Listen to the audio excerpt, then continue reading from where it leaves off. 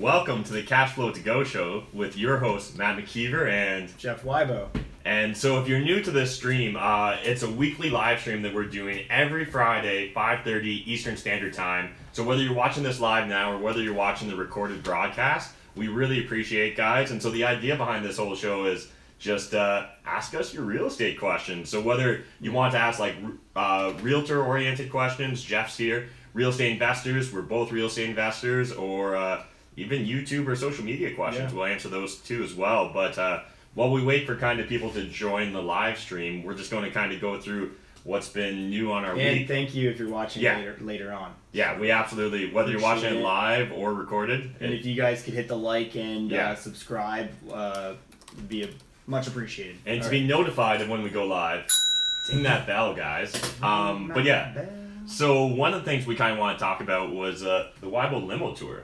Yes, so as we're waiting for everybody to join the chat, we're thinking of doing, people have been asking me when's the next one, and if you're new, what it was and has been, it's a full day or a half a day kind of on a Sunday or something like that. We go out, we look at 8 properties. There's usually debrief afterwards, so it turns into a full day, at least for me. Yeah, usually we're starting kind of around noon. We hit the limo, we drive around for 4, maybe a little bit over 4 hours. We hit those 8 to 10 properties. Usually we at least have about half of them are kind of like private listings. Definitely, or pocket we've listings. Done 6 Wybo limos so far, and I think the last 3 have been really heavy on private listings, and that's just because of all our hard work. At first it was easy just to grab the ones off the MLS, and then you guys kept asking for and everybody on the Friday and then the Saturday night, what are we seeing tomorrow?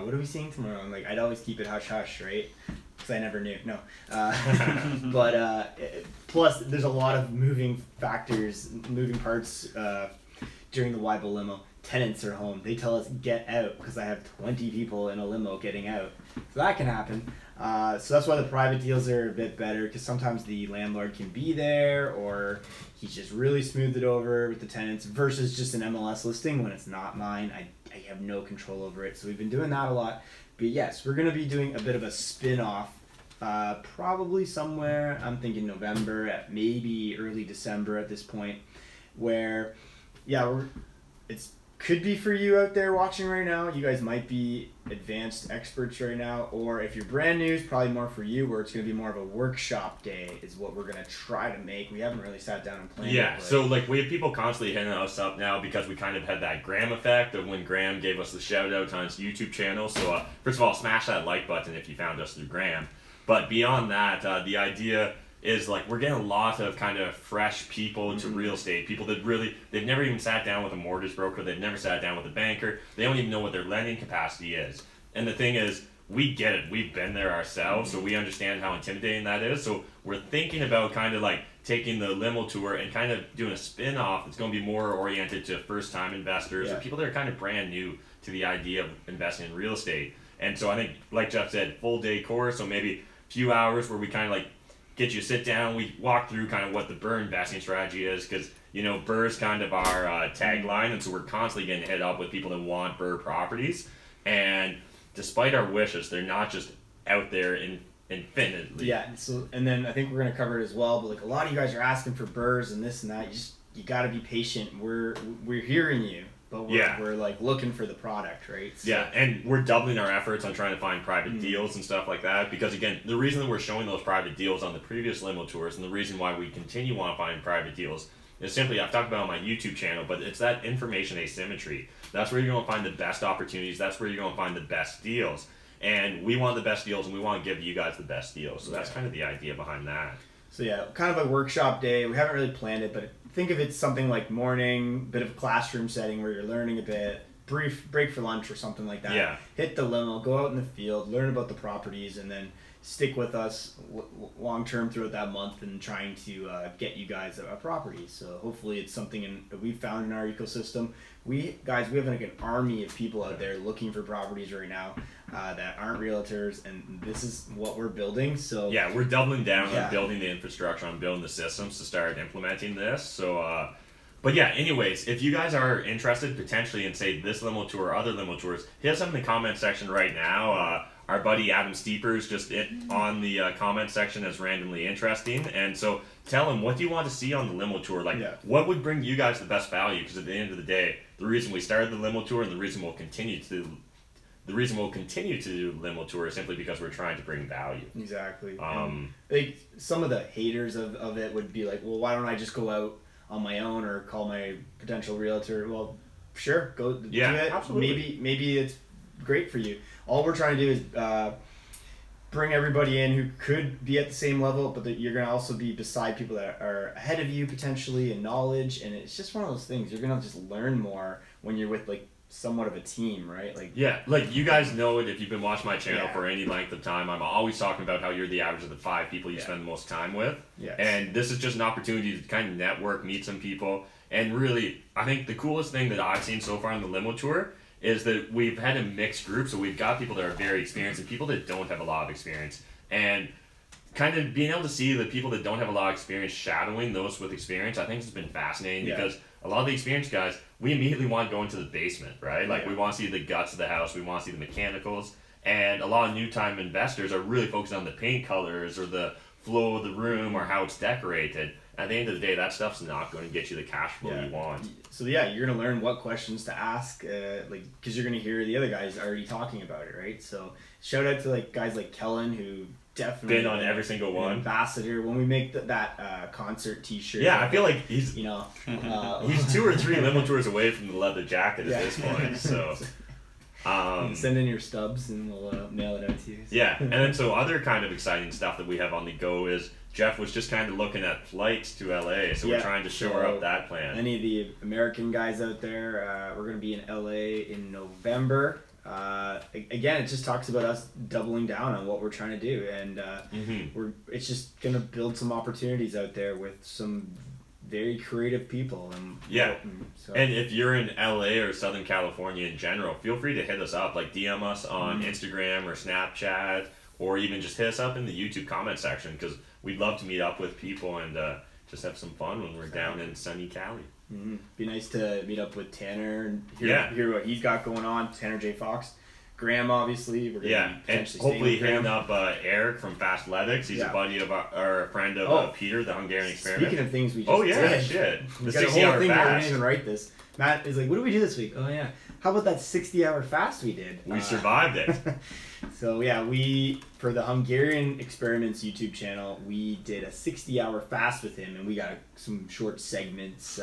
Funny, my cousin texted me this morning and said that myself and Peter looked fine, but you looked worse for wear. But Everyone said that. I was like, he's playing it up for the camera. He was fine. But yeah, that was a fun, kind of interesting challenge, and we all survived, so that's all good. Otherwise, we can maybe talk about what we did this week, but we'll double check anything going on in the comment section. Yeah, we've got 14 people watching right now. Sweet, thank you guys. Likes. We're getting some questions in here. I got a good question, I think, to start. It's really like a broad question. It's from Nick. It says, guys, feelings on 2008, new mortgage rules, potential deals, potential for more rental demand. What are your guys' thoughts? That means 2018? 2018, yeah, sorry. Yeah. Okay. So I don't like. So a lot of the, especially if you're not from Canada, you probably aren't aware, but we've had some new regulations come in related to borrowing. At the end of the day, what's really coming down to is it's going to become tougher to qualify for a mortgage. They've been slowly kind of implementing rules for the last couple of years, to be honest, trying to tighten up our lending. A lot of the newspaper articles you read in the CBC, National Post, all that, they're talking between 15 and like 18%. It's going to reduce your ability to purchase. So if, let's say, you're able to buy a property for $1 million, you're now maybe more at like $950 or $900.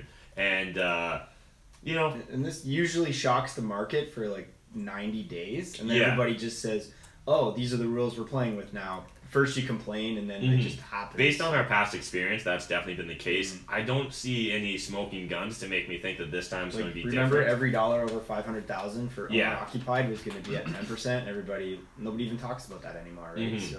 So it's, I guess, like, kind of what we're trying to say is it's surprising how fast the market adapts to these new rules, because at the end of the day, we're still chasing deals. I read last night late, and I don't know how much truth it is, but one article that for that difficult to qualify it in 2018, if the mortgage brokers play around with the amortization, they can kind of get away with that. So then.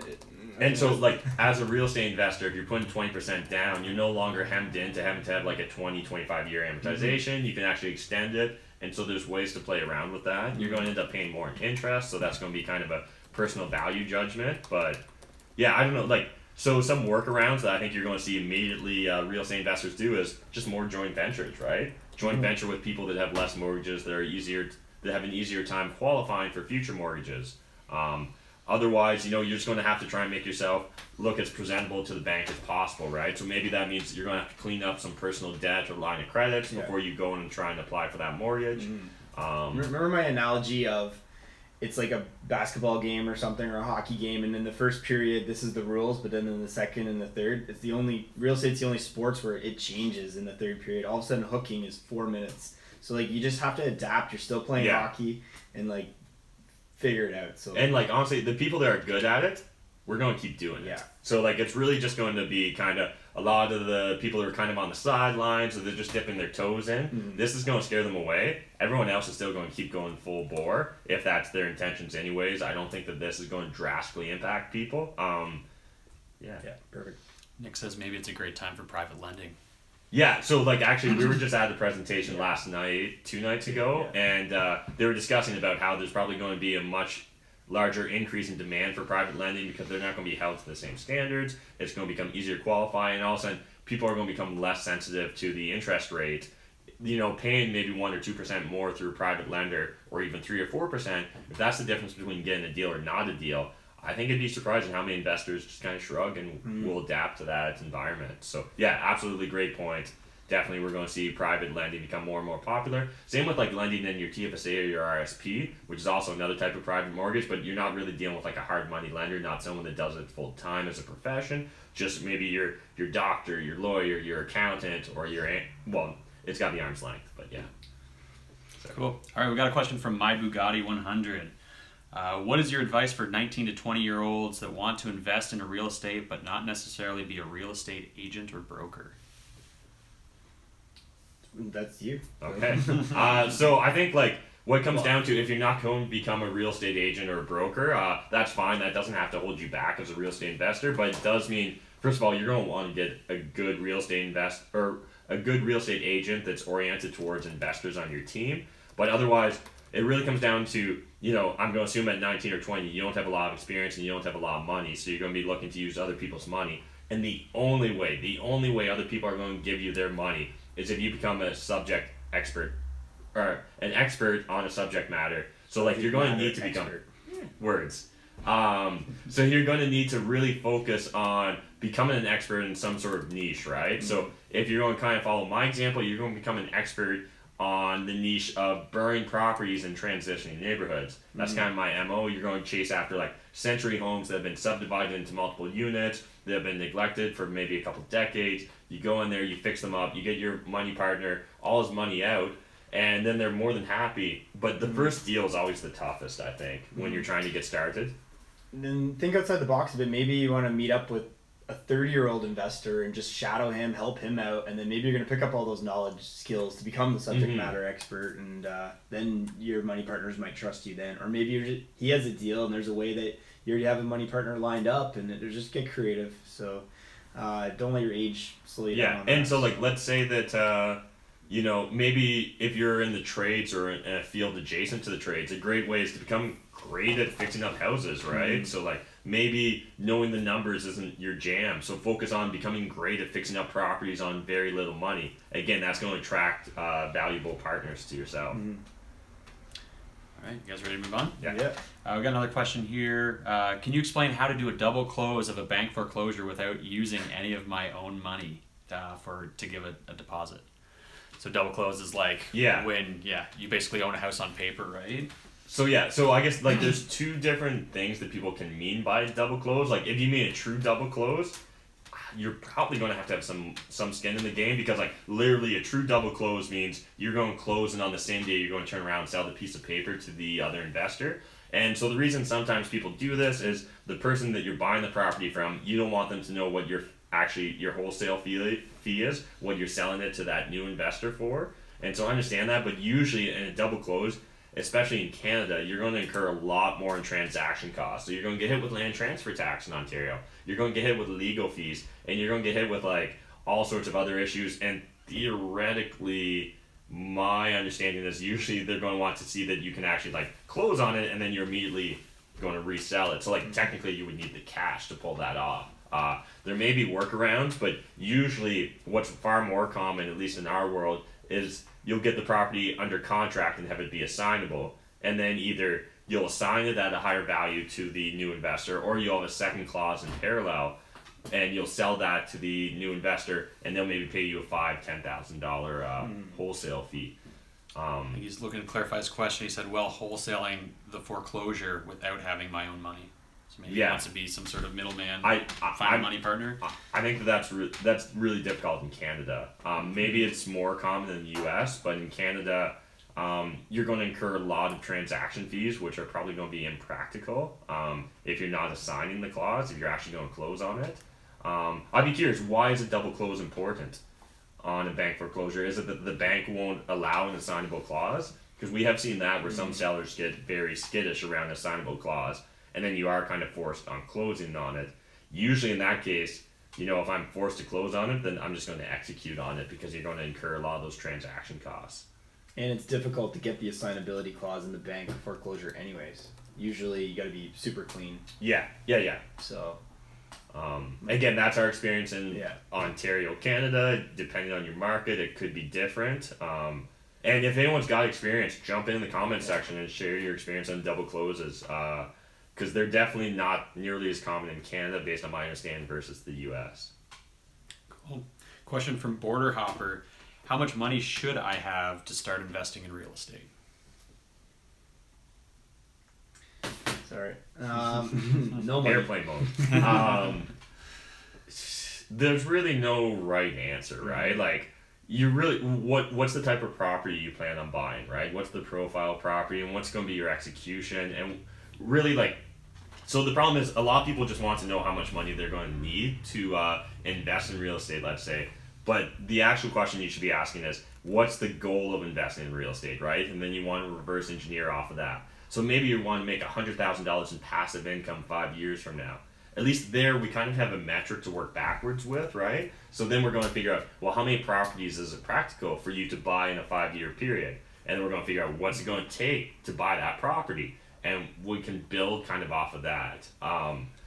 So, in London, Ontario, let's say you just wanted to buy a duplex to a fourplex and you wanted to house hack it. You're willing to live in a transition neighborhood, maybe somewhere in the Old East Village, somewhere in Soho, somewhere in Ham and Eggs, something like that. In that case, for a duplex, you're probably going to spend maybe, again, if you're planning to BRRRR it, somewhere between $100 and $250 for that property. If you're going to buy it as a principal residence and house hack, you're going to need 5 to 10% down, depending on whether it's a duplex or larger. There's honestly a lot of moving parts there, so I think it's difficult. But the really easy answer, if you're going to be buying a duplex, realistically, I think you need at least 7 to 10% because you're going to have some closing costs, some holding costs, and just transaction costs, and that's assuming that you don't need a renovation budget. If you're buying a triplex or a fourplex, you're probably going to want like 13 to 15%, and again, that's because you're going to have to put 10% down. It's going to be an insured mortgage through CMHC, but then you're going to have like closing costs, like your legal expense, and just other miscellaneous things. Yeah, just basically keep leveraging your money the best way you can there. So cool. Great question for you, Jeff. Here it's from Taylene.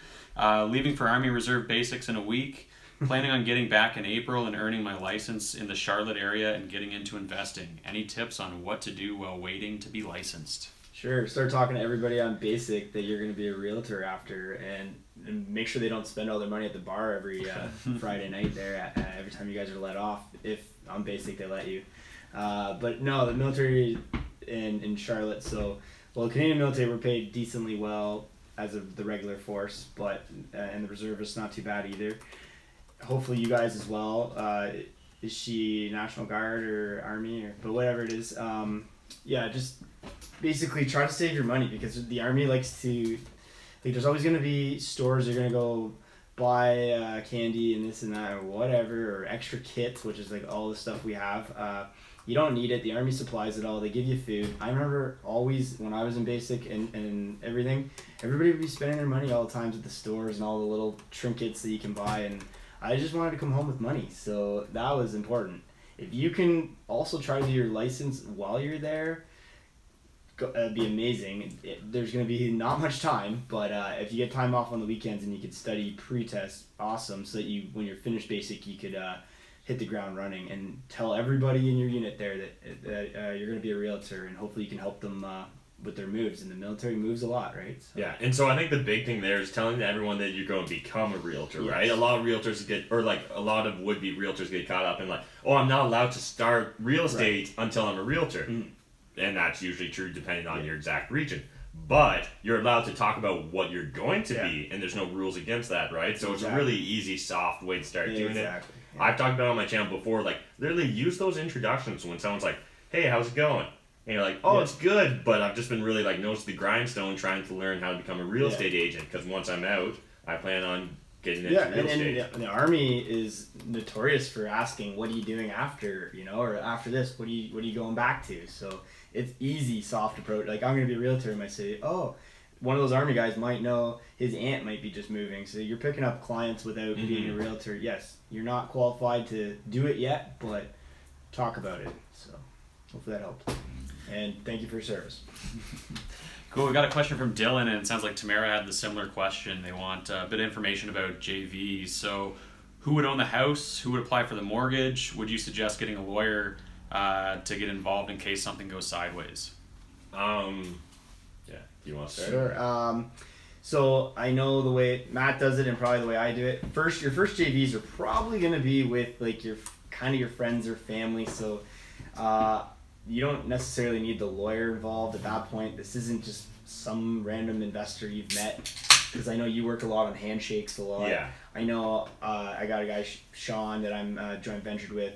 We're buddies.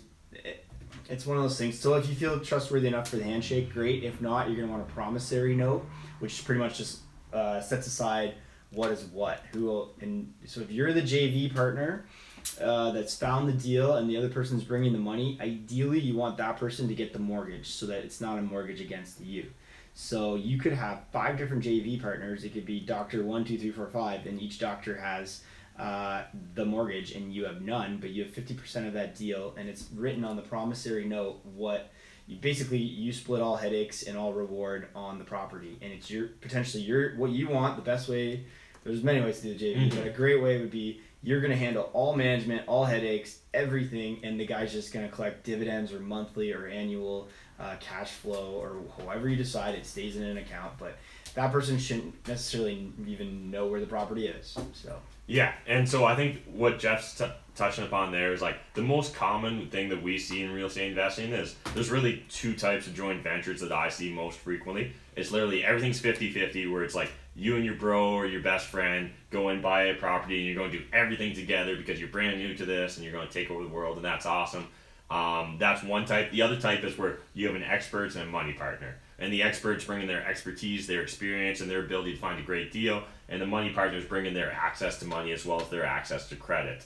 And so usually what will happen in this latter type of partnership is that the money partner will, yes, qualify for the mortgage. The mortgage will be in their name. They'll put down the down payment money. They'll come up with any money for the renovations. And then the expert will be responsible for executing and pulling off the plan. So as far as like, should you have a joint venture agreement? Should you not? Blah, blah. It's always wise to have your understanding written down in writing and have everyone agree to it.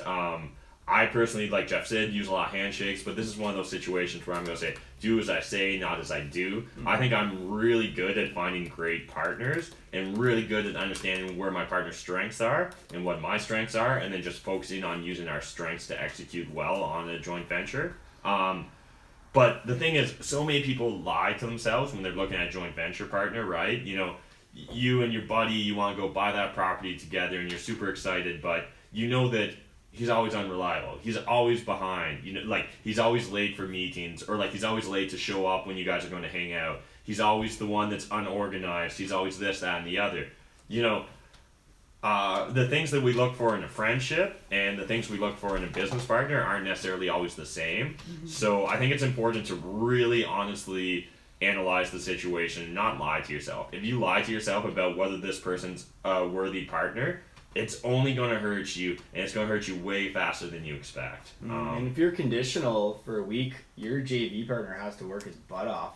You're probably coaching him to do it, but they have to be prepared, have all their documents ready and everything. So I guess it's up to you as the expert to prep them, but it can be frustrating if the JV partner doesn't answer the phone, this and that, and time-sensitive deals are taking place. So you choose your JV partners wisely or coach them to begin with to eliminate that. So. Yeah, absolutely.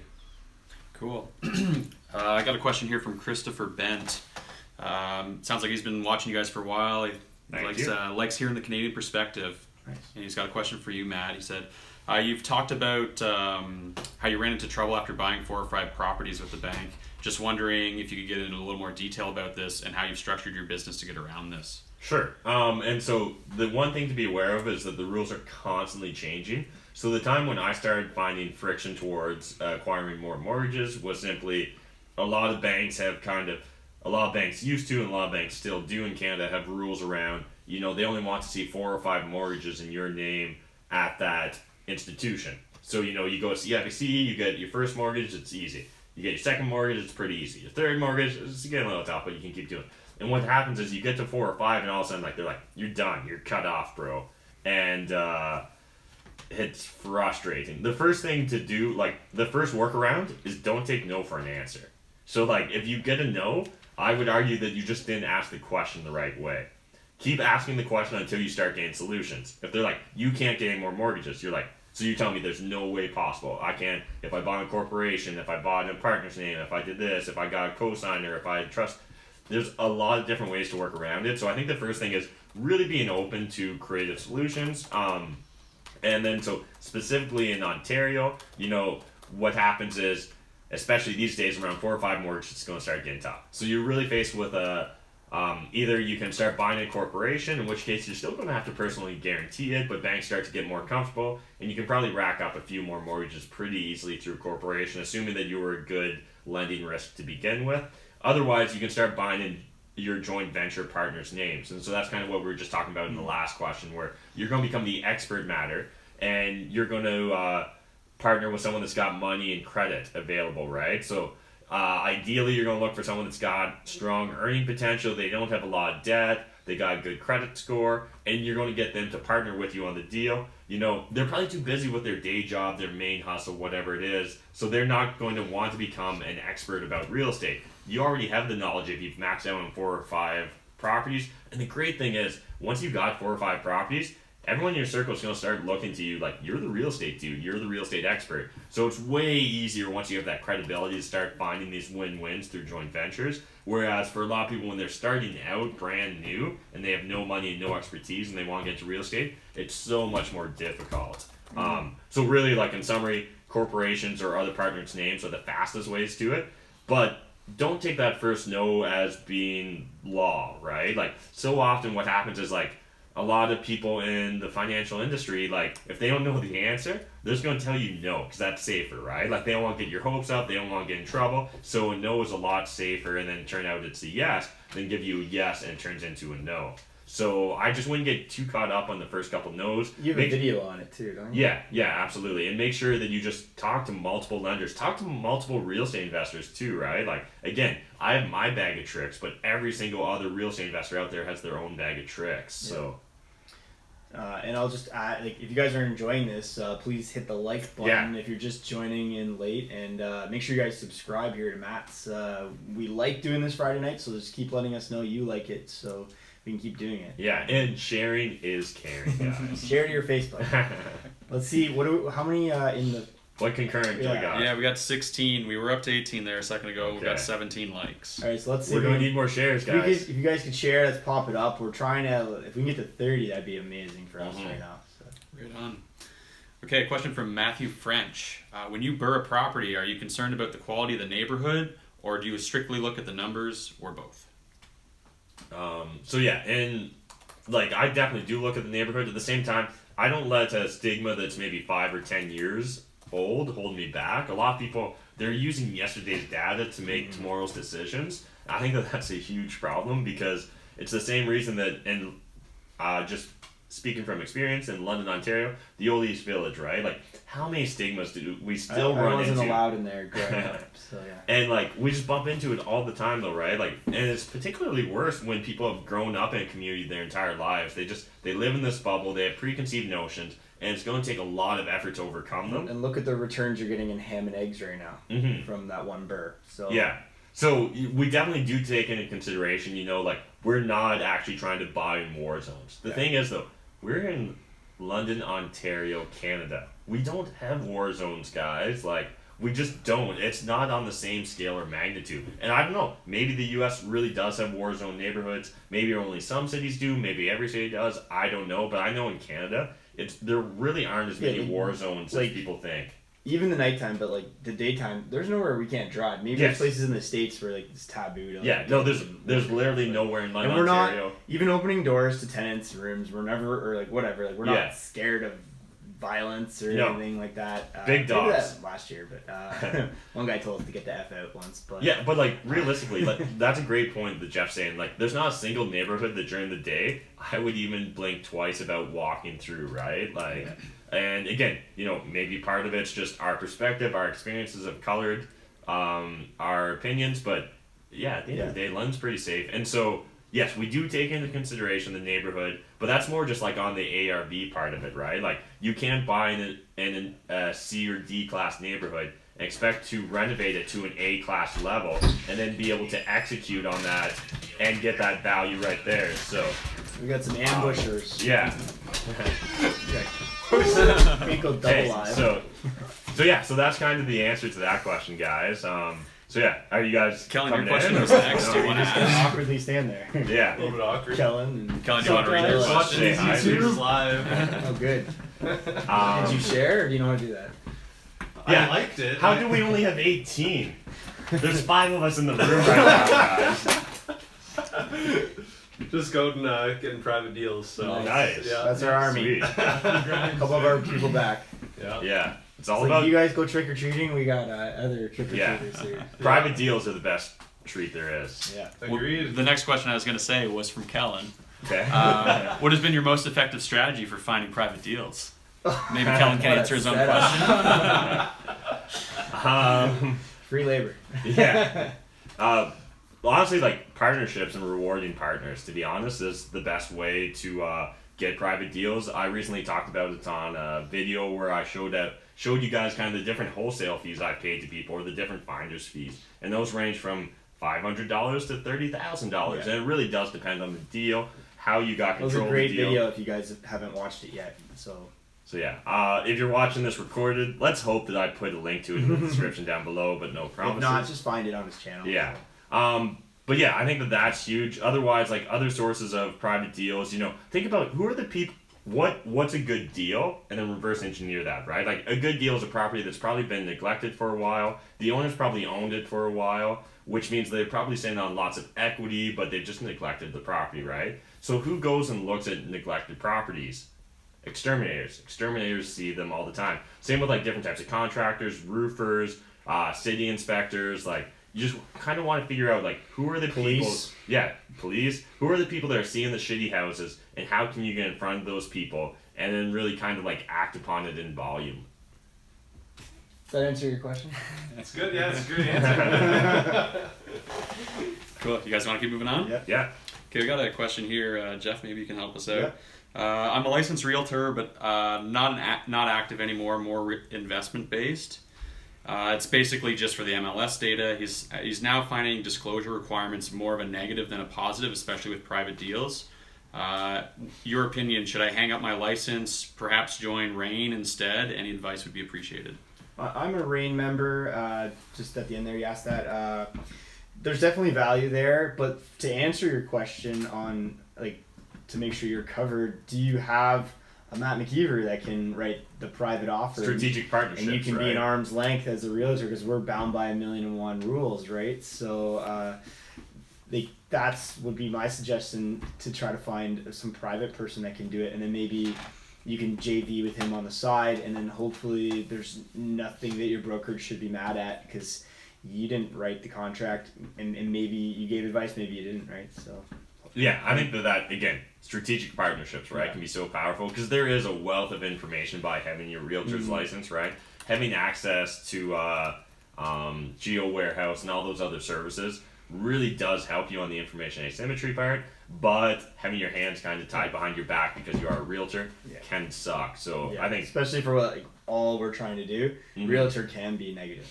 And quickly for rain, and then I'm sure these guys can even jump in, not for rain necessarily, but the money's in the hall, not in the lectures. You're gonna know everything that's pretty much going on in the lectures. Get out in the hall if you do go, even if you can go as a guest and start talking to the other landlords and investors that are sitting out there.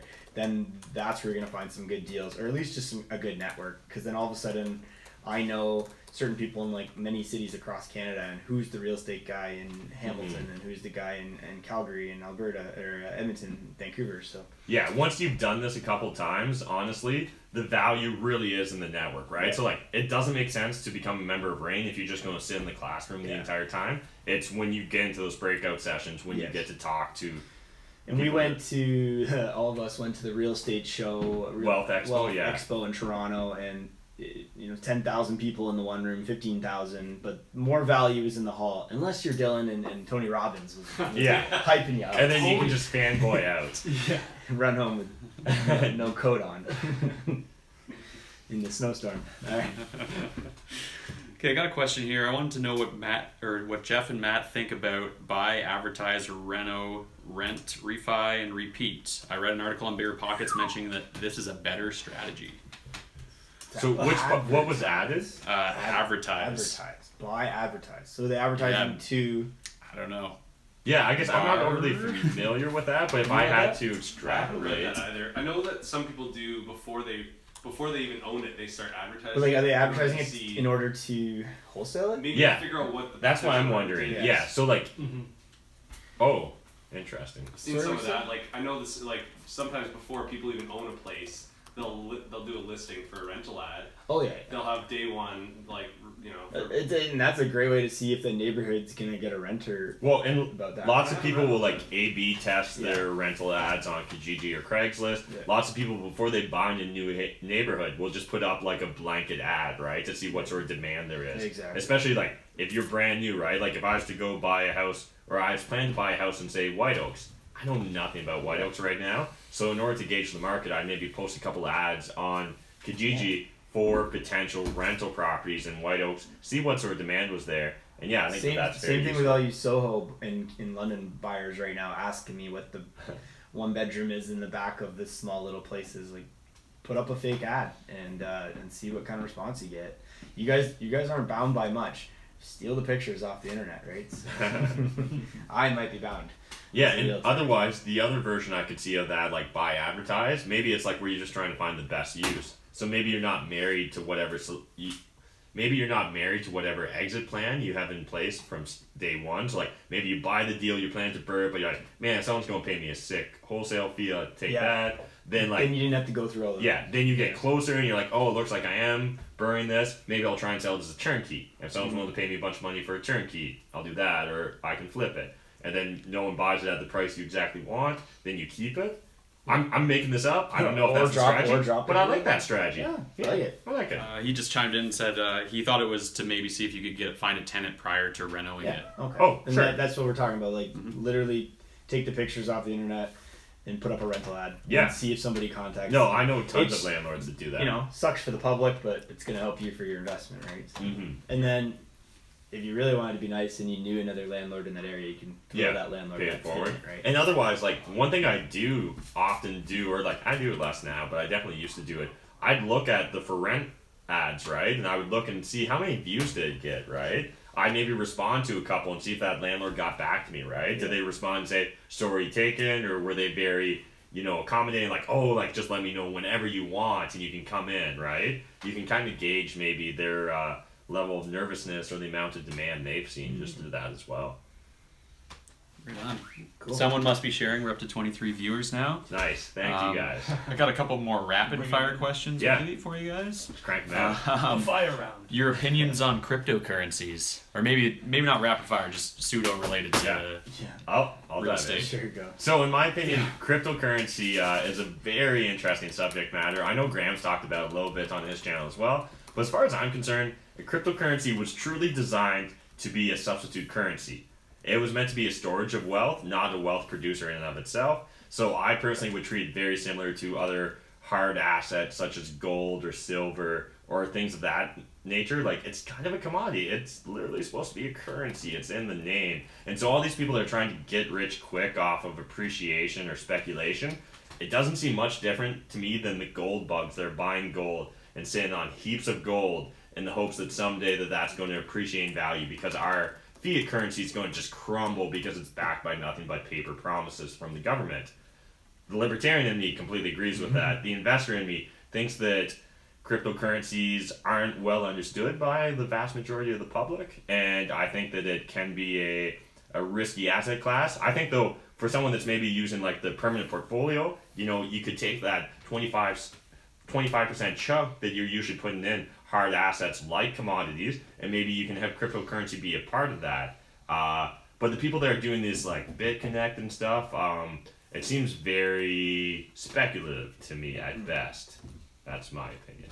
Jeff? Yeah, I don't know much about it except for it's just commodity kind of. You can eventually there'd be no Canadian currency, American currency. You just buy something with your phone on this like stock almost. And like at the same time, there is a risk there too. The government regulation will step in. Yeah. I think that's always a major Well, maybe concern. because it's like international.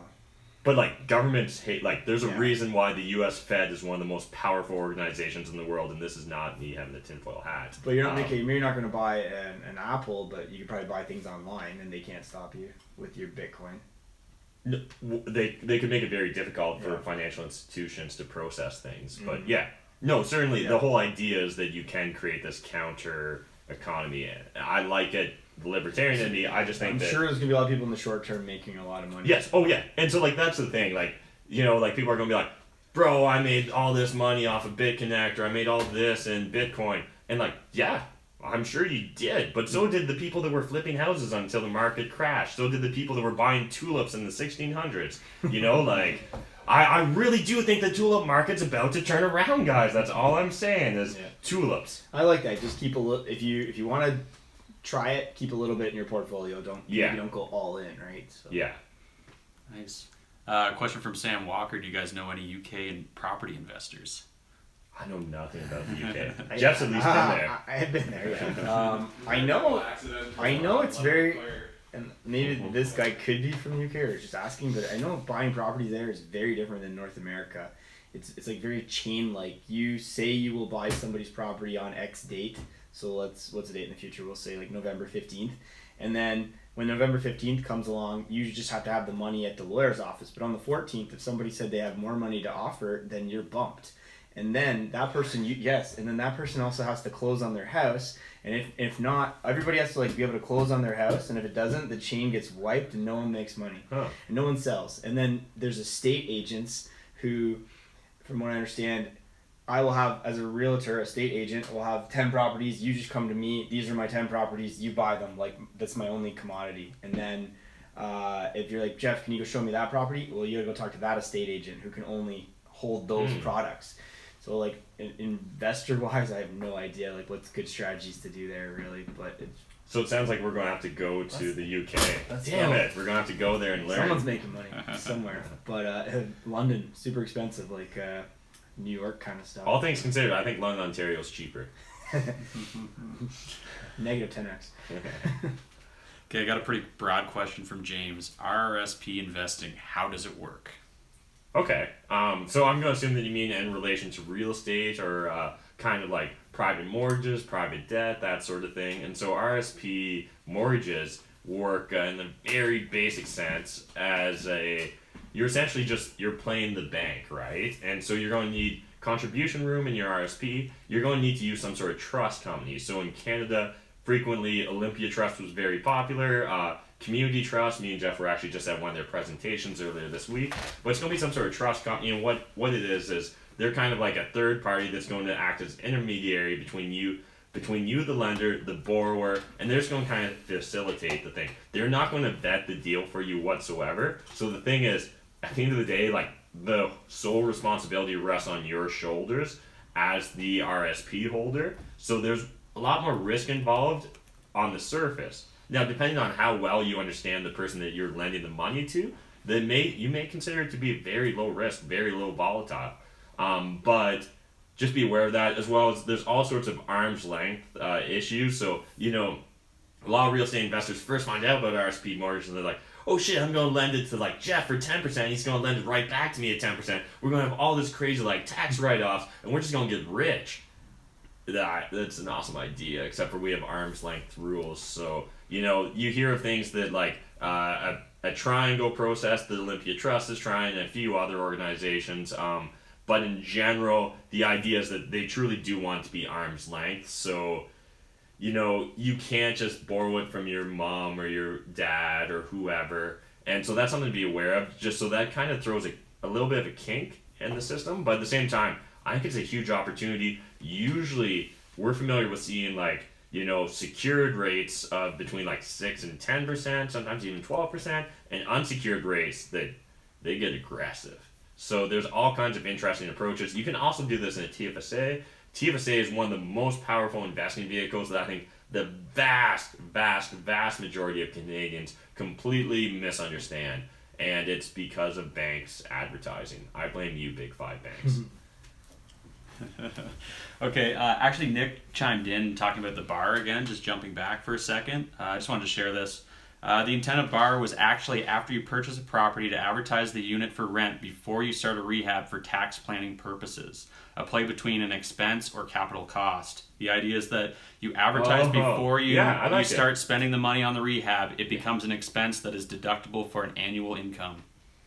Yeah, that's clever. I'm not sure if CRA has any white papers on that, so I wouldn't hold my breath that that'll stand up. But yeah, as a strategy, that seems intelligent. It's creating one more piece of the paper trail, right? So the idea here is, as a real estate investor, when you spend money on your property, it's either a repair or related to maintenance, or it's an improvement. If it's an improvement, you have to capitalize it, and you can only expense a portion of that cost. So let's say I spend $10,000 fixing up a property. If it's deemed to be capital in nature, I'm probably in Canada only going to be able to take maybe 4% of that cost per year and write that off against my income. Whereas if it's deemed as a repair or maintenance towards the property, I'm actually going to be able to write off that full $10,000 in the year was incurred. So yeah, actually, that's very interesting. I don't know if that's bulletproof, but it's probably a step in the right direction to try and bulletproof your BRRRR from a tax perspective. Cool. We got some more tax questions, so we might as well stay in this realm. And none of this is tax advice. Triggs 13, for tax write-offs with rental properties, are you incorporated or sole proprietor, and can you write off sweat equity? So the answer to sweat equity is a hard no. Am sole proprietor or am I incorporated? The answer is both. And again, it's for a variety of reasons. This is not tax advice, but what I've seen in the past is for lots of investors when they initially start investing, that they may incur significantly less expenses by being a sole proprietor, by just having it be taxed in their personal name. It creates a lot less overhead, and so I think that helps as well. Sorry, Jeff just really had to watch some advertisement, I think. He's sharing. Now you're distracted. What was the question? Sole proprietorship, corporation, yeah. And sweat equity. Sweat equity you can't write off. So the idea behind sweat equity is like you're going to spend a lot of time working on your property, and you're going to save a lot of money. But the issue is, had you went out and paid a contractor, you could write off or amortize that full expense. Whereas if you do it yourself, there's no real tax advantage to it other than you're saving net. Yeah, I definitely understand where a lot of people think that there should be a way that, like, I spent 1,000 hours working on this property. How can I not, like, have that be a write-off? Because otherwise I could have went to my day job and made all this money. It's just not the way our tax system works. So that's an unsatisfying answer. And then again, as far as like sole proprietor versus corporation, it really does come down to your very specific situation. I'd highly recommend you get an intelligent CPA on your team and figure that out. But in general, not tax advice, but in general, I've seen a lot of people succeed by just having it be within their personal name for an extended period of time until they start really bumping up against that lending, the lender limit, right? Where the lender's like, hey, you got 5 mortgages, you're cut off. Then that's when a lot of real estate investors will pivot to corporations in Canada. Again, in the US, you're talking about a whole different regulatory environment, so the advice is very specific to your exact region. What about if you had a contractor's license? You'd have to probably bill it through your corporation. Yes, that's a giant can of worms as far as if you had a contractor's license and you spent time on your own property, because you're not going to be arm's length unless you had multiple partners. So it's going to be, in general, I think it's a minefield you don't want to wander on. But again, talk to a competent CPA and they'll be able to give you all kinds of great personal tailored advice. This is not tax advice. Question from Problem Solved. Do you have any investments outside of real estate? Stocks. Yeah. And other investments. Yeah, like So- mutual funds, that kind of stuff. So me personally, I've said before, I'll say again, TFSA is the most powerful investing vehicle no one understands. My TFSA is fully maxed. I can't wait until this spring when I get another contribution room to contribute it to. Me personally, my background, I am a CPA and I was a controller for a publicly traded pharmaceutical company here in Canada. So I would argue that my level of sophistication as investors may be a little bit above average of the average person. So I do invest in direct equities. And so by that I mean like I literally buy stocks in small cap Canadian publicly traded companies. I wouldn't recommend that the average person just go out and do that. It can be kind of fun to set aside a bit of play money, but the average person is going to be better served through index funds. Outside of that, I love drip investing. I'm an OG drip investor. Very few people understand what that is these days, but usually when you actually buy, let's say you have your brokerage account, your discount brokerage account at TD, BMO, CIBC, wherever, and you buy that share of Bell Canada. It's actually technically in the street's name. It never actually goes in, say, Jeff Wybo's name. It goes in TD Canada Trust. That's who actually owns the stock, and they just own it on your behalf. Where with like a true drip, not a synthetic drip, which a lot of banks offer, a true drip, you're actually going to have I have a safe with paper certificates from companies that that's the stock certificate. You could go in and deposit that at a bank if you wanted. And what's really cool about drip investing, and you can find out more at dripinvesting.org, which is very oriented towards Canadian drips, but it also has a little bit of a US drip market. You can then buy more shares in a company without incurring any transaction costs. So for example, what I have is, again, this isn't advice, but this is just my personal experience. I own a bunch of shares in Bank of Montreal, and I own it in my name, not the street's name. So what that means is I have a paper certificate for one share, and then what happens is I'm allowed to invest more money through, is it Canada, they're CST and Computer Share. I think they're in Computer Share, BMO. But so what happens is and they now have direct, am I going too deep? They now have direct debit where you can sign up and quarterly my bank account will get debited by Computer Share on behalf of BMO to buy $200 worth of shares every quarter from BMO. And what I really like about it is it's a really easy way to set up a set and forget it dollar cost averaging into large blue chip or large cap Canadian stocks. And there's some really interesting tax advantages you can do if you can build up a significant portion of qualifying Canadian dividends, and then you can, essentially, long story short, if you structure your income in such a manner, you could probably make about almost $60,000 these days in dividends and not pay a single dollar in tax, assuming that you had no other income that was taxable. So it would take a lot of structuring stuff, but anyways, yes, I do have investments outside of real estate. James wants to know, where's the best place to start at TSFA with your bank? maybe specific products you guys could recommend? I think that's a great question, and so I think that question actually kind of highlights some of the misunderstandings towards a TFSA. A TFSA is the same thing as an RSP, so it really doesn't matter where you go to get it. It's just like having a savings or a checking account, and then it's what you do with that money once you put it in your TFSA that matters. So in this example, I'm going to highly recommend you go to a Canadian Couch Potato, and they're going to break out for you an amazing amount of information on index and ETF funds, and that's going to really help you figure out what may be a great match for your risk profile. In general, it's not wise to give out direct financial advice, and as a CPA, it's really not wise, so I'm not going to tell you exact products, but go to a Canadian Couch Potato and honestly just spend a couple of days playing around on that website, and you'll increase your knowledge base so significantly, and I think you'll find some great products there. Cool. Ryan wants to know what banks you've had the best experiences financially with.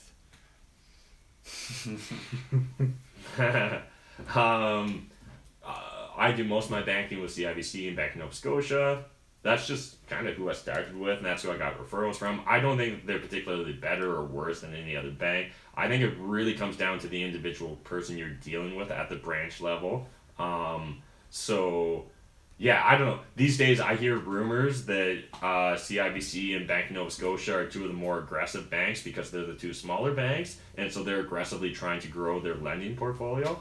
Is that hearsay? Is that true? I don't know. Who do you deal with, Jeff? TD, CIBC, and RBC. Business account with RBC. One of my mortgages was CIBC, and a lot of personal stuff with TD. Interesting, CIBC didn't have tellers the other day I walked in. Oh yeah, that was that interesting. Story. I kind of walked in, and it was just kind of like this ecosystem of iPads, and like they walk up to you like, "Can I help you?" And you're like, "Who am I supposed to talk to?" But it's kind of really neat the way like society's going. They're trying to teach people to stop bringing their book in. Pretty much, they have the online banking now. But yeah, as a real estate investor, whatever bank you use, make sure that they have like photo deposit. It's going to save you a lot of trips to the bank. All of them. I think have they do that now. There was a while where it didn't, but then I run into there's limits on all these things. Like so that it's in hold for so many days now. So, but yeah, just interesting that they were trying new approaches. So they're obviously trying to like .com banking now versus everybody was just doing the old stuff. So maybe CIBC's got some interesting stuff in the future. So. And let us know in the comments, who do you guys use? Have you had great experience at one particular bank, or is it more a person-to-person relationship? One thing I've heard from a lot of other real estate investors is they love dealing with local like credit unions, community credit unions, because they feel like they get much more personal experience and much more of a personal relationship with their advisor or their bank contact. Right on. We've got kind of a follow-up question to that. Any lenders outside of the big six that are offering great financial products that you guys might know about, and also mortgage brokers versus direct relationships with your banks? Yeah, I think honestly a lot of people use mortgage brokers at first when they're investing in real estate, and it's because they're really focused on saving money on the interest rate. If you get the right mortgage broker, I think it can be fantastic, and they're going to be a team player that's going to have your back every step of the way. I think the vast majority of them aren't great, and I don't think they have your back, and I think that they're going to go after the easiest transaction possible. So the moment there's a roadblock, I personally have experienced a lot of mortgage brokers say things like, "Can't be done." And you're like, it can't be done, or you don't want to do it, because those are two very different things. And like literally where I've had friends call me up and be like, "Hey Matt, we're trying to do this with this mortgage broker through this bank, and you said you could do it. Why can't we do it?" And I'm like, I think it's the mortgage broker. Like, I literally think it is. Because otherwise, like, I did that 6 months ago at this bank. I have buddies that did it 3 months ago at this bank. So it seems very strange that they're hitting these huge roadblocks when they use a mortgage broker. But when we're going through the branch level or the, what's Anna? The mobile mortgage specialist, we don't have those issues, right? So, but again, if you find the right mortgage broker, like, they're a fantastic addition to your team. I just think too many people assume that any mortgage broker is a good mortgage broker, and that's not the case. And the mobile ones, they work on the weekends too. They work constantly. Yeah, so like that's what I love to see as a realtor, that you're using somebody that works the 7 days a week, because when it's Friday and then I don't have an answer till Monday morning, it's very frustrating when we're in the middle of a deal and then I got to put more condition time period and we're probably going to lose it, right? And so one thing me and Jeff talk about a lot, and this is probably going to catch some people off guard if you're new to real estate investing, but we love it when we get a fast no from a lender, right? Like the worst thing is when they lead you on for 3 weeks and you blow through your entire condition period, assuming that the deal's going to come together because they've been telling you what you want to hear and not what you need to hear. And then like it gets there and you're like, okay, I'm about to waive the conditions. Can you give me the official sign off? And they're like, oh no, we can't do this. And you're just like now I have to ask for an extension. I'm going to lose this deal. Blah blah. We're like literally there's a mortgage broker a couple months ago that like you had where like he gave you a no in like 2 days for one of your clients or under 2 days. I was just like, oh my god, like let's start using this guy just so we know. You need a mortgage broker that can play chess perfectly. He knows, okay, if I do this, you do this, you're gonna get stuck over here and they're gonna say no. And you want him to say no back here, not the junior guy that went through it all and then got stuck over here. Yeah. You need a guy that just knows, okay, we're going to say this, okay, I got all your income, I know, this doesn't look good, okay, next thing. And they can see the whole play before it happens. Right on, we just rolled over the 60-minute mark there. Nice. We got 18 viewers, 24 likes right now. I got a couple questions queued up if you guys want to keep going. Yeah, let's keep going. Yeah. Jeff might have to slip out soon, but we'll just hot swap with someone. People, sure. Pulling the third line here. So you mentioned that most people should be able to find properties that match their investment criteria within a 4 to 5 hour drive from where they live. Do you have any investments outside your city? No. So I definitely talk about how within a 4 to 5 hour drive, I believe you can find properties that are BRRRR that do meet the 1% rule. However, London, Ontario, I barely have to stumble out my front door to find them. So I've really just been focusing in London, Ontario, but Jeff has... Yeah, I have property in Calgary, and it goes back to friends of mine that I JV'd with, and they were RAIN members. So when you become a RAIN member, you just kind of see the country more nationally, like versus like just your city, because those are the only people you go have a drink with. You start learning a bit more. So it was Calgary at the time. It was just like the oil money was there. It's like the Texas for the Americans in the chat.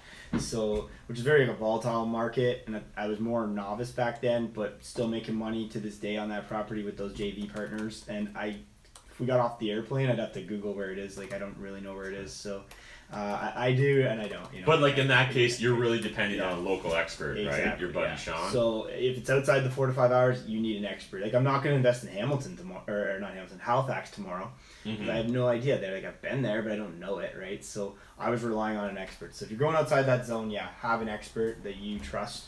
Because everybody has got a buddy that moved across the country, or you got a friend that's out in Alberta, right? Like if he was heavily involved in this, maybe you would listen to him if you found a deal, right? So, yeah, for sure. Yeah, Grand Prairie's still on my radar to this day, simply because I got a buddy that lives there, right? And that's us just kind of using our network to find what sort of information asymmetry advantages can we take advantage of. What are we at? How many? 17 and 25 likes. Share. 25 likes. Share, people, share. Do you guys have any plans on developing any townhouses, smaller multi-unit family? Kind of just asking about any development plays you guys might want to do. We've started toying with it, right? Like we've spent a few days down at City Hall here in London, Ontario, and at the planning office, just trying to learn more about the process. It's honestly, unless you have a partner that has already gone through the process, there's a lot to learn about trying to even do a small development, right? We've talked about a couple like walk-ups and developers, and I know developers. Peter. Yeah. So like it's always we're on the cusp of it, I guess. Like keeping these people in our ecosystem a bit, right? In case we need to like ask for their help and how to do it, right? Yeah. So if you got that sweet development opportunity, hit up your boys. Yeah. We're down for that. But we're constantly open to any opportunity realistically. And for myself, at least, like that's real estate or otherwise, right? At the same time, right now I'm burring real estate. That's not to say a couple of years from now I couldn't be essentially burring, cash flowing investments, like cash flowing businesses. Jason wants to know where you would recommend a great detailed financial plan. where you'd be able to find one? I guess it really depends on what you're looking for specifically for the level of detail. Like, my favorite resources in general related to personal finance are going to be Early Retirement Extreme on that. That's this book right here, guys. Link in bio. Yeah, link in bio, assuming I do that. Yeah, make sure to put my name in there. Yeah, and so like that, Jacob breaks out for you exactly a 5-year financial plan showing you exactly how you can retire in 5 years, assuming you're starting with $0. Mr. My Mustache breaks out exactly how he built up his wealth and kind of the processes he went through. He also shows you, I think, the shockingly simple math behind early retirement. And again, I think that breaks out for 5 to 10 years how you could easily retire. Canadian Couch Potato, if you're looking for more actionable items like what ETF should I invest in, he dives into it in great length there. But one thing, if you haven't spent a lot of time on internet forums, particularly in the personal financial sphere, I think a lot of people don't know that everyone does journals these days. There's tons and tons of people out there that are breaking out their exact personal spending, their exact investment strategies in these personal journals on Early Retirement Extreme, Mr. Man Mustache, Bigger Pockets, and all those other fantastic websites. Canadian Money Forum as well. And those are like the best because you can literally talk to these people one-on-one because they're just normal people, right? Like they're just normal ladies and guys that are focused on their financial lives. And so when you're like, wait, why'd you invest in that ETF over this one when it's got a higher MER? Like, they're actually going to respond to you. Unlike some of these gurus and stuff, they're just like, buy the e-course and you'll figure it out. So, Matthew French wants to know, do you guys have your own management or have you outsourced it to a management company? I know you have a manager and you're working. How many people under you right now? yeah, so I've outsourced it, insourced it. I've done a little bit of everything. And so, yeah, there's a handful of people that do work for my properties on a regular basis, because I have a series of different partnerships. It's not really insourced in the way that I have an in-house management company, but I do have contractors and people that I regularly rely on in order to execute on my behalf. At the same time, like even 6 months ago, I was essentially fully managing it myself. Yeah. And by managing it in the same way I'm doing it at the moment, it's just still making the phone calls to make it happen. You're often just playing dispatcher. Yeah. So it's the easiest way if you're brand new to real estate is to just kind of manage it. You call the plumber, you call the contractor to go over there. Especially if you're not experienced in that or you don't want to be, then that's the easiest thing to do. And eventually you get, like I'm going to need it pretty soon because it can frustrate you eventually if it's just stupid shit, right? Yeah. So you just kind of want to keep it almost arm's length, and then you can focus on bigger things too. Yeah, right? the thing is, like, we see it all the time. People in our network get caught up chasing pennies and forgetting about dollars, right? Where they're going to be the ones to go and change that seal on the toilet. And I mean, like, yeah, they're going to have to pay a handyman maybe $20-$30 to go change that seal plus the cost of the seal. But, it's not just the 20 minutes it took you to change the seal. It's the 20 minutes it took you to go to Home Depot to buy the seal. It's the 20 minutes it took you to get back there with the seal. It's the 20 minutes it took to change the seal. And then, like, you forgot that thing or something else went wrong, and so it spirals out of control. Yeah. And it just breaks up the flow of your day. So, honestly, like, 2 catchphrases that me and Jeff frequently use these days are, can we outsource it, and why not us? And I think can we outsource it's a really important one, particularly if you're looking to scale your actions, right? You can never scale the actions of changing a toilet seal. Yeah. You just can't. You can't change all the toilet seals. Just watch me. Hashtag that. Yeah. But honestly, I think far too many people get caught up chasing these pennies and forgetting about the dollars. We got into this business for the dollars, not the pennies. Amen. Can I break on this one? This last question is directed to you. Do you want to do one more? Ooh. Jeff, any tips on finding network events outside of Bigger Pockets or events with prime potential home buyers and young professionals?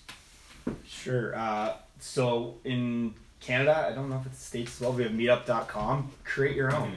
Or start some Facebook groups where you're just starting it, and then maybe targeted Facebook ads where you're trying to really find people that are linked to real estate or a real estate investor or whatever kind of niche you're trying to like bring into that group or Facebook page. You might be able to like pluck people off of the internet that way. And then really make it your own. So call it, what's the guy's name? sorry, I don't know. Okay. Well, It's been buried already. okay. But yeah, call it your Oh, no, it's right. random usernames networking event or something like that, because then you can really take your brand with you versus just like, and we were kind of talking about it on Wednesday actually. Yeah.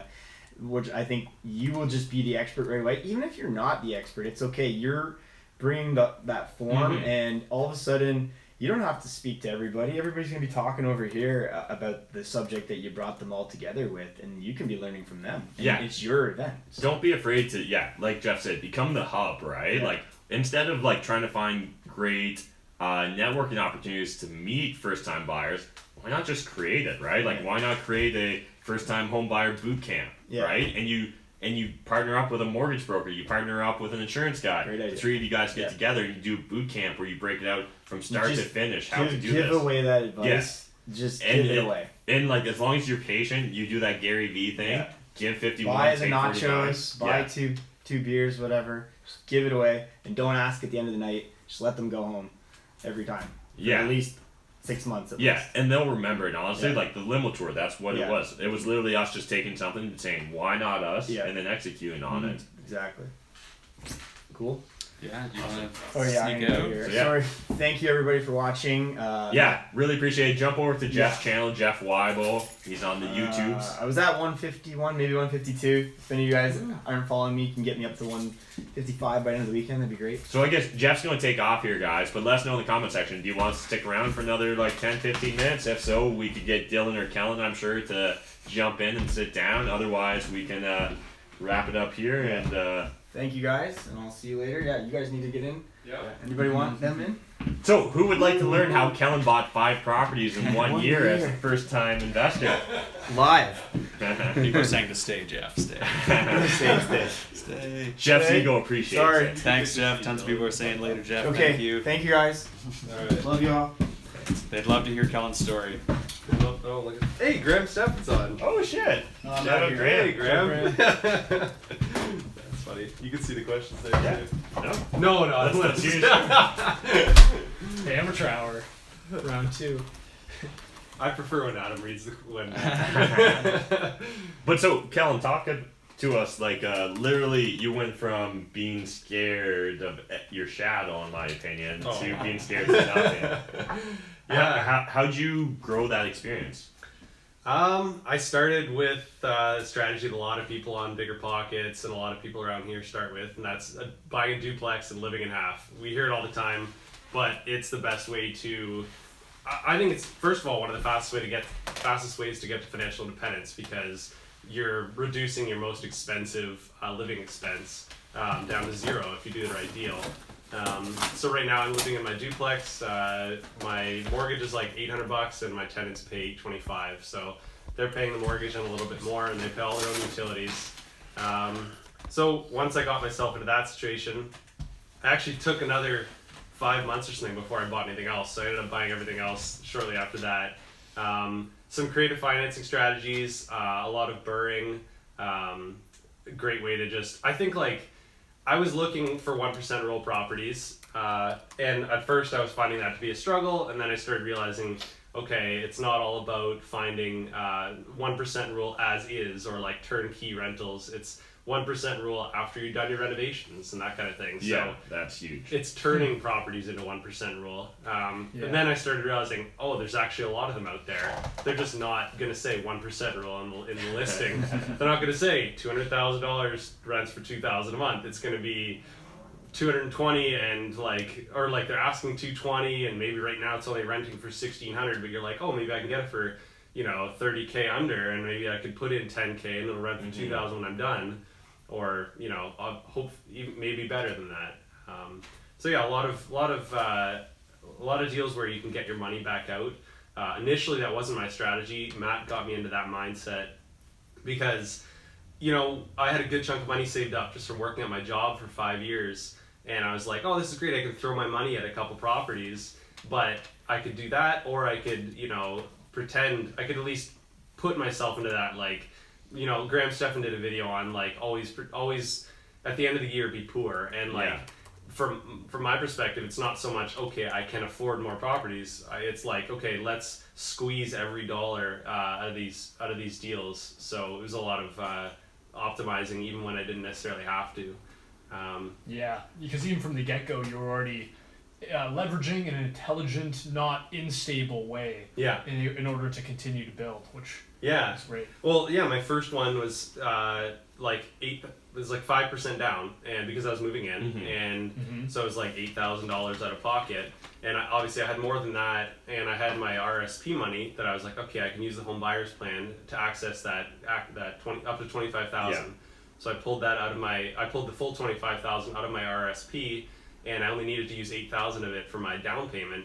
But now I had the rest of that money accessible, sitting in a checking account or wherever I want to put it, and to reinvest into further properties.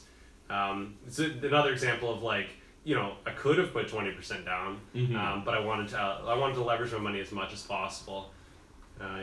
Yeah, and that's a great point. Like real estate investors, the reason we were attracted to real estate in general is because of the potential of leverage, right? Yeah. Like if you could only buy properties in cash, I think most of us wouldn't be in real estate. We'd be tracing probably private businesses, to be honest, right? Yeah, and like Sums of money. I've mentioned a few times recently, like there's always that like 2 years ago Kellen that thinks, oh, how great would it be to own a property outright and not pay a mortgage, and like how nice would it be to scratch that itch of like paying down a mortgage as fast as possible and whatever, but like the math just isn't there. It doesn't say pay down the mortgage. And like, it says keep as much debt leveraged at a low interest rate as possible.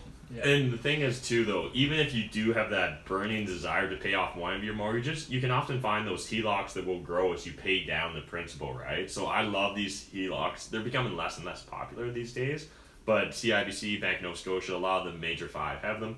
But the idea is like each month you say pay down $500 in principal, your home equity line of credit actually grows by $500. So the nice thing is you can still get that satisfaction of paying down your principal, but you can still access that equity at the drop of a dime if you need to, if the right opportunity comes available. So I think that's a great way to kind of balance those two desires, because definitely when I bought my first house, I was all about, I was going to pay off that mortgage in 10 years. I'm still on pace to do it, but I'm going to have a giant line of credit against that house. So like, it is and it isn't, right? I like your strategy too, because it feels great to pay it down when you don't need that money, but the second you need that money, you're like, where is it? Exactly. Or a second a new deal comes up, you're like, oh, I wish I had access to that equity, but it's going to take a while to get that line of credit. You mentioned the scratching the itch thing too. It reminds me of like all the money that you have to put into renovations. I think when it comes to real estate investing and it comes to frugality, you're constantly scratching the itch of spending money to the point where you get sick of spending money. So it's another bonus to real estate investing is that you get to spend a lot of money. You get to use that credit card quite often. First name basis at Home Depot. And perks. Do you guys want to move on to a few questions? Yeah, sure. This is by Problem Solved. What mistakes have you made along the way since you've gotten into property investing? Dylan, let's go with you. You've been kind of quiet. None, no mistakes. Dylan's Perfect run so far. No, it's one of those things. It's such a broad question. There's so many mistakes, but they're all at the time you think you're making the best decision with the information you have available. But then when you look back, like a few years removed, even a few weeks. We don't need to get into specifics, but when you kind of bought your first property, a lot of people that weren't real estate investors kind of told you made a big mistake, didn't they? Yeah, definitely. With the first property, people are saying like, "Oh, put as much as you can into the property." They don't want you to access with my job. People are trying to advise me against accessing my RRSP to invest, which I think is a mistake. There's nuance in finances, but definitely you want to use that money in your RRSP that's at like a low return that's locked in for years to put into your property. People were saying. A lot of people, because it's student rental, so it's a mistake. Yeah. Oh, you don't want to manage it around students. You don't want to deal with all those headaches. And it's just there's so many little things that the outside will say are mistakes. Don't listen to them. Just go with your gut. Do the research. Reach out to people who know more than you, because they'll maybe be able to tell you about your mistakes. But yeah, even I look back like 2 months ago, and I can already say mistakes I've made from new things that I've learned from just like networking and researching. Yeah, and like I think honestly the key there is like be very careful about who you're letting influence you, right? It's one thing if that real estate investor tells you that that's a bad deal, maybe you should listen. But if it's your mom, if it's your dad, if it's your grandma, your grandpa, do they own real estate? Is that real estate an investment, or is that their personal residence, right? I think you really need to be careful about your sources of information, because at the end of the day, a lot of people listen to the wrong sources. You want to listen to people that are doing what you want to do, not people that have never done what you hope to aspire to be. Mm-hmm. Cool. We've got a question from JP34. How do you guys shop property insurance for your rental units? Any tips on the most important coverage? And I've gotten 3 different brokers. The prices vary so much, up to 40%. They end up. Yeah, I'll maybe start riffing on this. I'm no expert, but I've been recently into the shopping phase, and I think one good way to start is look at any discounts you may be receiving. If you're in an alumni association, if your work is tied in with anything, there's usually some nice discounts, tons of discounts with bundling if you have car and home insurance, things like that. Another thing recently I've started doing more of is just reducing some of my coverages on my rental properties. Now, I don't know if this is the best scenario for everybody, and once again, it's subjective, but personally, the way I look at it with a lot of my properties, I have many lines of credit and different ways to access capital to handle many of the renovations that would come up. That's kind of the business of real estate investing and BRRRR investing in general, is handling renos, doing things like that. So I've raised all my deductibles. If it's really small, minor damage, I'm just going to take care of it anyways. So I don't think paying that premium, and kind of tying back into bad advice, right? If you're speaking to an insurance guy, they're going to sell you the most important thing. Oh, you need this. This is super important to have. You need this protection, this protection. I think like early on, I can see some value in like getting like decent insurance. If you're not considering yourself self-insured because you only own one property, maybe you don't have access to that much capital. At that point, it could be valuable to get decent coverage, pay the extra few $100 for the year. Once you get maybe a few properties going, or you have a good amount of line of credit available for yourself or cash in the bank, then I know that a lot of us consider ourselves basically consider ourselves self-insured. I haven't had to make any claims yet. I've never either. Yeah. So yet being the opposite. Yeah, we totally could. No, I'm saying never.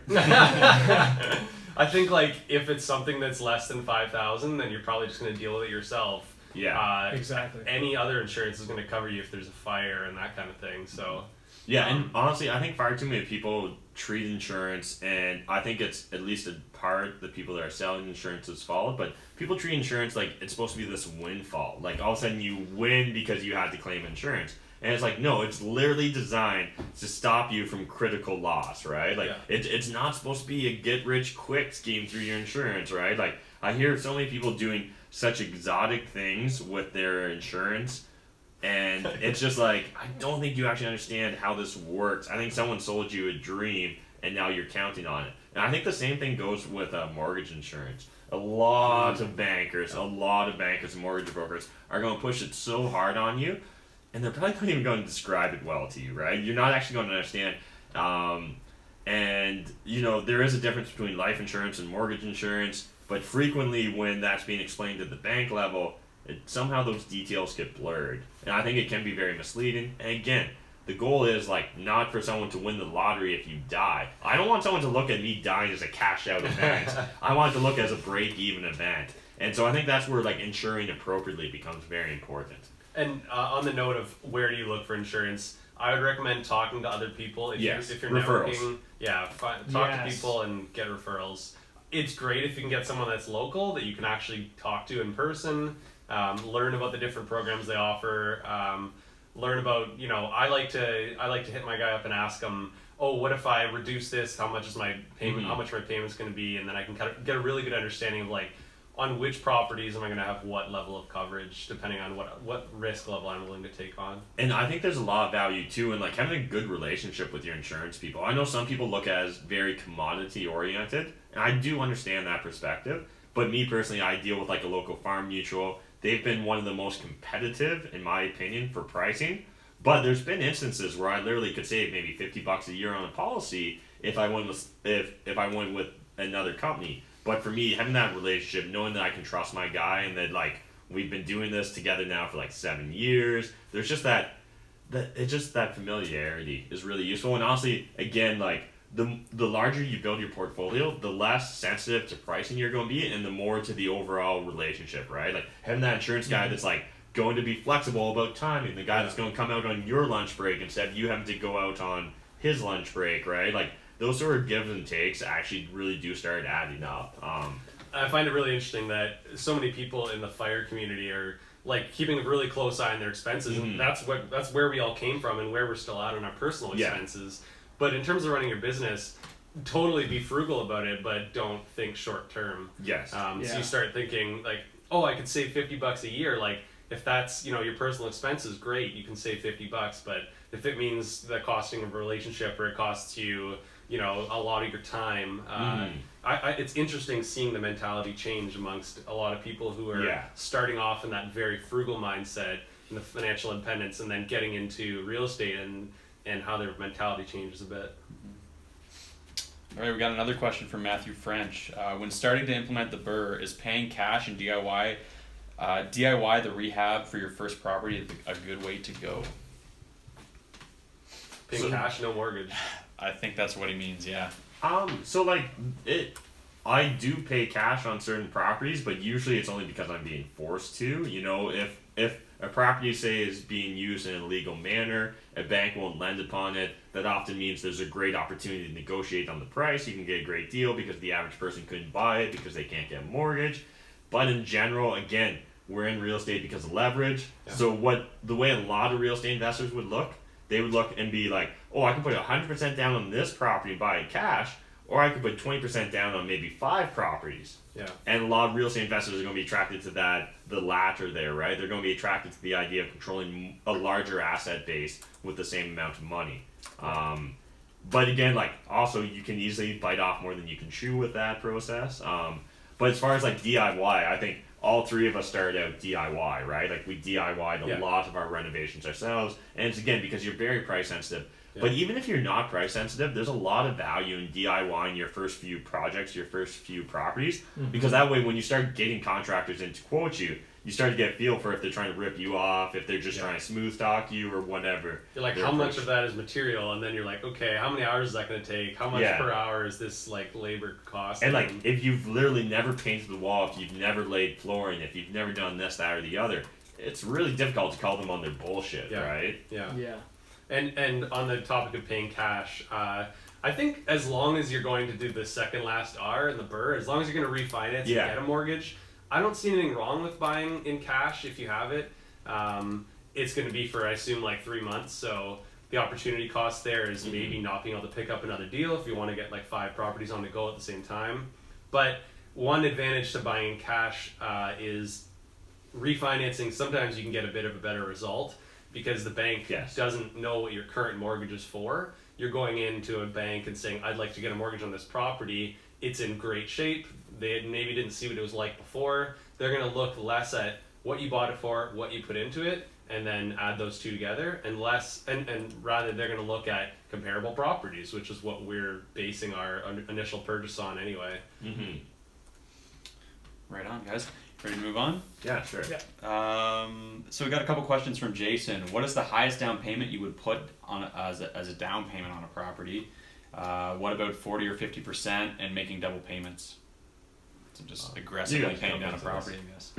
Yeah, I don't see the real reason to do it because of what we've been speaking about with leverage and things like that. You're just looking to extend out your mortgage. You got to look at your mortgage as borrowing money for the lowest interest rate basically imaginable. Unless your mortgage is something ridiculously high, then it doesn't really make sense to want to pay that off sooner. Unless you're just looking to pay off your property and own that asset, then that works too. Like the question is basically, do you want less money at 3%? And I think like if you wanted to change your mentality, you'd think like, would you right now take $1 million at 3% interest? And like most of us would probably answer yes, because we know we can do a lot more than 3%. We can get a higher return on investment to the point where we probably take as much money as possible at 3%. Yeah. And that's what a mortgage is. So generally the goal isn't for any of us to be paying down mortgages. It's a very different mentality than somebody who wants to buy a house, pay down the mortgage, live mortgage free. Yeah. If you're looking at it as an investment and you're expecting to get cash flow from the property, the ability to write off the interest in Canada on rental properties, the leverage that comes with it, there's no real advantage to putting a larger down payment or doing double payments or anything like that. And on the same note, the longer amortization you can get, the better, in my opinion. Yeah, from an investor perspective, it's pretty much from you want 0 down payment all the way up to around 20, which is typically the minimum when you're buying a property. Because the less down payment you go, there are some more risks with that, and things get a little more nuanced. CMHC for insured mortgages at below 20%. Even other creative financing deals can be tricky to do and a little intimidating for maybe somebody who's newer. So with that, 20% still fine, but yeah, I would say 20% or lower really for investing. Yeah. Yeah, so in summary, they're completely right. Like the average investor is going to be focused on tying up as little bit of their capital as possible in a deal, simply because it lets you get more deals, right? You know, if you have a very particular mind frame or mindset where you're like, I need to own 3 properties and they're going cash flow this, and then I'm going to be retired forever, then that may start to make sense, right? Where that optimization. But again, secured debt on real properties, so on real estate, is almost always going to be the cheapest debt you have available to yourself. So Yeah. Good follow-up question to that is, do you guys typically, for rental properties, typically fixed or variable, and how long of a term would you go on your mortgage? Variable is nice because you can break it with a 3 months interest payment. If you have a fixed mortgage and it's only 1 year into the 5 years and you want to break the mortgage, you could easily be looking at $10,000 to pay the bank just to break it.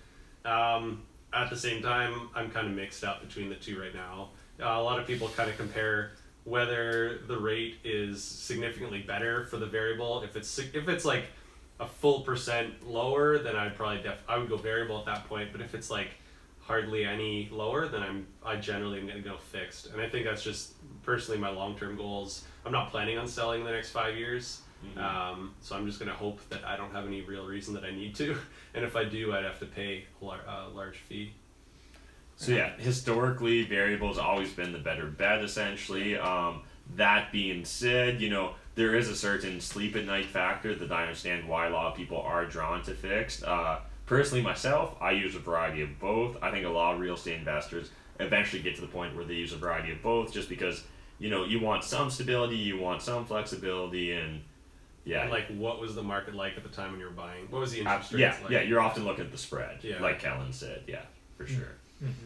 Cool. So we just hit the hour-and-a-half mark, which Okay. I know is usually getting close. I got a couple questions queued up if we wanted to answer Yeah, two more. We'll crank a couple out quick. Yeah. And while you guys are listening to us crank out it, smash that like button, hit the subscribe button. If you haven't, ring my bell. And Jeff Wybo has popped into the comments section. There we go. So I don't know where he had to go, but he's not here. He's everywhere. So I guess staying on the kind of the mortgage conversation here, can high interest rates affect your portfolio? Is it negative or positive? And then kind of a follow-up question to that.